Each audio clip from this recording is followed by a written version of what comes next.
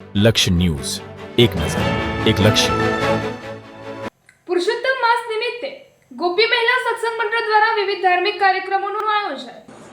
ધારી શહેરના શિવનગર વિસ્તારમાં આવેલ ગોપી મહિલા સત્સંગ મંડળ દ્વારા પવિત્ર પુરુષોત્તમ માસ નિમિત્તે વિવિધ ધાર્મિક અને સેવાકીય કાર્યક્રમનું ભવ્ય આયોજન કરવામાં આવ્યું હતું.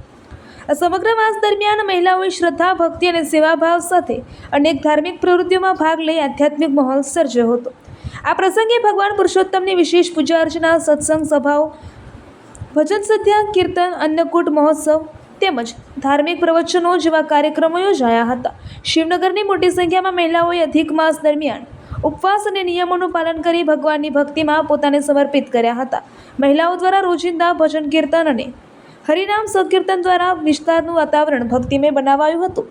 આ કાર્યક્રમ દરમિયાન સમાજમાં એકતા, સદભાવના અને ધાર્મિક જાગૃતિનો સંદેશ પણ આપવામાં આવ્યો હતો. ગોપી મહિલા સત્સંગ મંડળના સભ્યોએ જણાવ્યું હતું કે પુરુષોત્તમ માસનું ધાર્મિક અને આધ્યાત્મિક મહત્વ ખૂબ જ વિશેષ છે. તેથી દરેક ભક્તોએ આ પવિત્ર અવસરનો લાભ લઈ સત્કર્મો અને ભક્તિ માર્ગ અપનાવવો જોઈએ. કાર્યક્રમના અંતે મહાપ્રસાદનું આયોજન કરવામાં આવ્યું હતું, જેમાં મોટી સંખ્યામાં ભક્તજનો અને સ્થાનિક રહીશોએ હાજરી આપી હતી.